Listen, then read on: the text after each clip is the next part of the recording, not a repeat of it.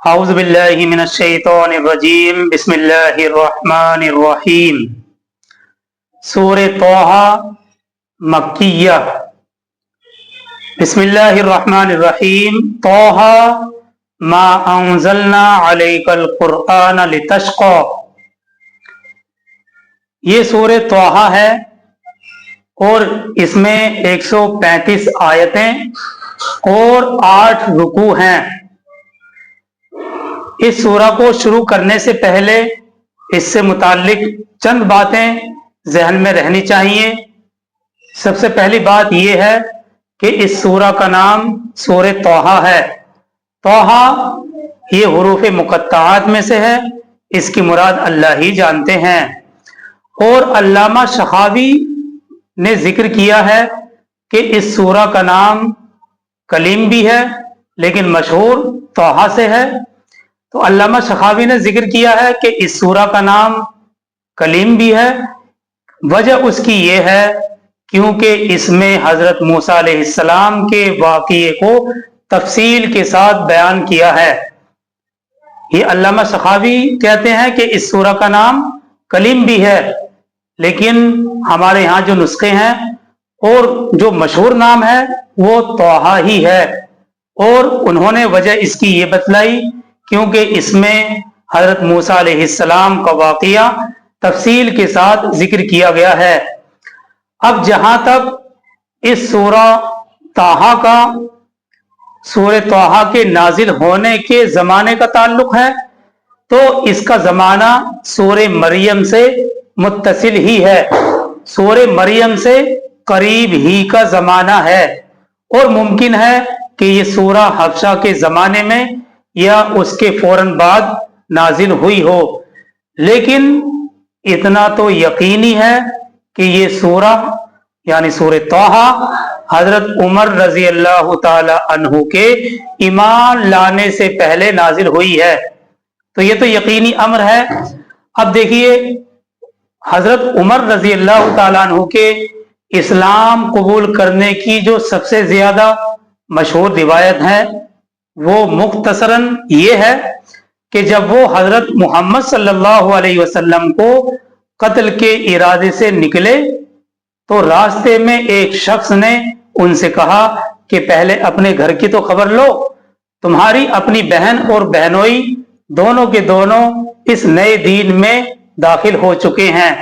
تو حضرت عمر رضی اللہ عنہ نکلے تو کچھ اور ارادے سے تھے، یعنی نبی صلی اللہ علیہ وسلم کو نعوذ باللہ قتل کرنے کے ارادے سے، لیکن بیچ میں ہی راستے میں ایک شخص نے ان سے کہہ دیا کہ پہلے اپنے گھر کی تو خبر لے لو، تمہاری اپنی بہن اور بہنوئی دونوں کے دونوں اس نئے دین میں داخل ہو چکے ہیں۔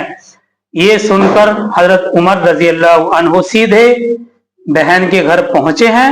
وہاں ان کی بہن فاطمہ بنت خطاب، ان کی بہن کا نام تھا فاطمہ بنت خطاب، اور ان کے بہنوئی جن کا نام سعید ابن زید ہے بیٹھے ہوئے تھے، اور ایک اور مشہور صحابی حضرت خباب ابن ارد جن کی کئی مرتبہ واقعات بھی ذکر کیے جا چکے ہیں، ایک صحیفہ قرآن کی تعلیم دے رہے تھے ان دونوں کو، یعنی یہ دونوں کے دونوں حضرت خباب ابن ارد سے ایک صحیفہ قرآن کی تعلیم حاصل کر رہے تھے۔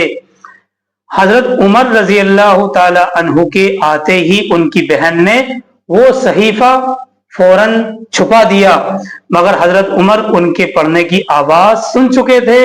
انہوں نے پہلے اس سے متعلق پوچھ گچھ کی، اس کے بعد وہ اپنے بہنوئی پر ڈٹ پڑے اور مارنا شروع کر دیا۔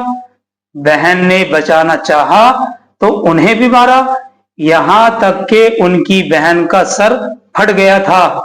آخرکار بہن اور بہنوئی دونوں نے کہا کہ ہم اسلام قبول کر چکے ہیں، ہم ایمان کے اندر داخل ہو چکے ہیں، جو کچھ ہو سکے کر لو۔ حضرت عمر اپنی بہن کا خون بہتا ہوا دیکھ کر کچھ پشیمان سے ہو گئے تھے اور کہنے لگے اچھا مجھے بھی وہ چیز دکھائیے جو لوگ تم پڑھ رہے تھے۔ बहन ने कहा कि आप उसे फाड़ेंगे तो नहीं, यानी पहले कसम ली कि इसे फाड़ेंगे तो नहीं, और फिर कहा कि जब तक आप गुस्ल न कर लो इस पाक सहीफे को हाथ नहीं लगा सकते। हजरत उमर ने गुस्ल किया और फिर इस सहीफे को पढ़ना शुरू किया। इस सहीफे में यही सूरह तौहा लिखी हुई थी। पढ़ते पढ़ते अचानक ही उनकी जुबान से बेसाख्ता ये अल्फाज निकले, क्या ही खूब कलाम है। ये सुनते ही हजरत खब्बाब इब्ने अरद, जो इन यानी हजरत उमर की आहट पाकर छुप गए थे, फौरन बाहर निकल आए और कहा, बखुदा मुझे उम्मीद है कि अल्लाह ताला तुमसे अपने नबी की दावत फैलाने में बड़ी खिदमत लेगा। और कल ही मैंने नबी सल्लल्लाहु अलैहि वसल्लम को ये फरमाते हुए सुना है कि या अल्लाह, अबुल हकम इब्न हिशाम, ये अबू जहल की कुन्नियत है, यानी अबू जहल या उमर बिन खत्ताब दोनों में से किसी एक को इस्लाम का हामी और नासिर बना दीजिए। बस ए उमर, अल्लाह की तरफ चलो। उनके इस फिक्रे ने रही सही कसर भी पूरी कर दी, यानी पूरी तरह से हजरत उमर रजी अल्लाह ताला अन्हु के दिल के अंदर इस्लाम घर कर गया। और उसी वक्त वो हजरत खब्बाब के साथ जाकर नबी सल्लल्लाहु अलैहि वसल्लम की खिदमत में हाजिर हुए और अलल ऐलान उन्होंने इस्लाम कबूल किया। देखिए, हजरत खब्बाब ये डर की वजह से, हजरत उमर के डर की वजह से छुप गए थे, लेकिन जैसे ही उनकी जुबान से ये अल्फाज निकले कि क्या ही खूब कलाम है, फौरन बाहर निकले और फिर उनसे खिताब करके कहा कि मैंने नबी सल्लल्लाहु अलैहि वसल्लम को ये फरमाते हुए सुना है कि इन दोनों में से, यानी अबू जहल या उमर बिन खत्ताब, दोनों में से किसी एक को इस्लाम का हामी और नासिर बना दीजिए। बस ए उमर, अल्लाह की तरफ चलो। तो उनके इस फिक्रे ने रही सही कसर भी पूरी कर दी, यानी अगर कुछ और शक और शुबा उनके दिल के अंदर, हजरत उमर के दिल के अंदर हो सकता था, तो इस फिक्रे ने उस कसर को भी खत्म कर दिया और पूरा कर दिया। और उसी वक्त वो हजरत खब्बाब के साथ नबी सल्लल्लाहु अलैहि वसल्लम की खिदमत में हाजिर होकर उन्होंने इस्लाम कबूल कर लिया। इस वाक़ये को बयान करने की इसलिए जरूरत पेश आई क्योंकि ये वाक़या हिजरत हबशा से थोड़ी ही मुद्दत बाद का है। यानी ये वाक़या जब पेश आया तो हिजरत हबशा हो चुकी थी और हिजरत हबशा से थोड़े ही अरसे बाद का है।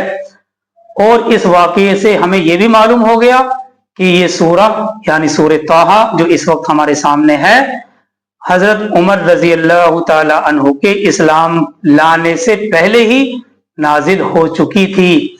बहरहाल ये तो इस सूरह तौहा के नाजिल होने के जमाने से मुताल्लिक वजाहत थी।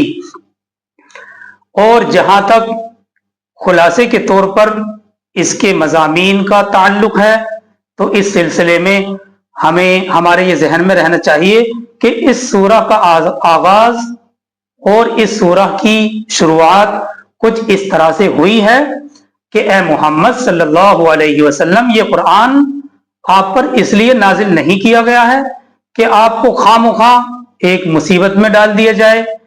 यानी तुमसे ये मुतालबा हरगिज नहीं किया जा रहा है कि पत्थर की चट्टानों से दूध की नहर निकाल दो और ना मानने वालों को जबरदस्ती मनवा कर छोड़ो और हर धर्म लोगों के दिलों में ईमान पैदा करके ही रहो।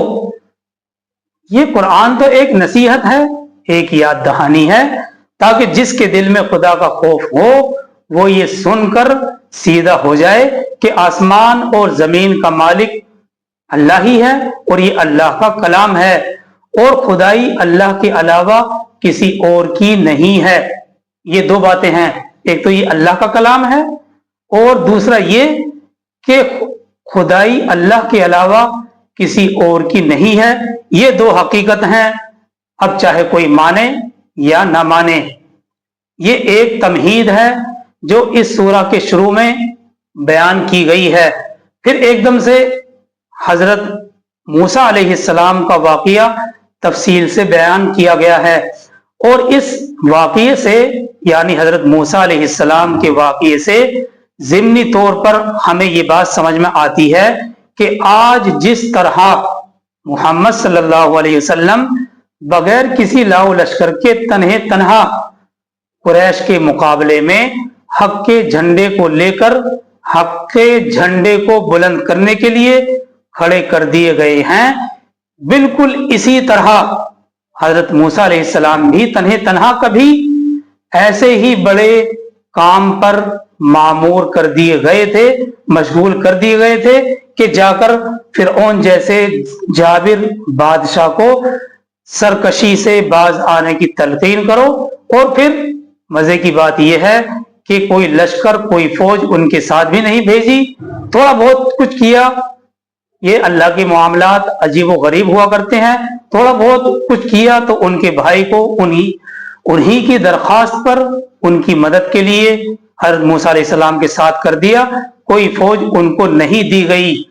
तो इस तमहीद के बाद मूसा अलैहिस्सलाम का वाक़या बयान किया गया, जिससे ज़िम्नी तौर पर यह बात मालूम हो गई है कि जिस तरह से आज नबी सल्लल्लाहु अलैहि वसल्लम तन्हे तन्हा कुरैश के मुकाबले में हक के झंडे को बुलंद और ऊंचा करने के लिए लगे हुए हैं, कभी बिल्कुल इसी तरह हजरत मूसा अलैहिस्सलाम भी तन्हे तन्हा इसी जैसे काम पर मामूर कर दिए गए थे कि जाकर फिरौन जैसे जालिम और जाबिर बादशाह को सरकशी से बाज आने की तलकीन करो। और उनके साथ कोई लाओ लश्कर नहीं भेजा, ज्यादा कुछ किया तो अल्लाह ताला ने उनके भाई को यानी हारून को उनके साथ कर दिया।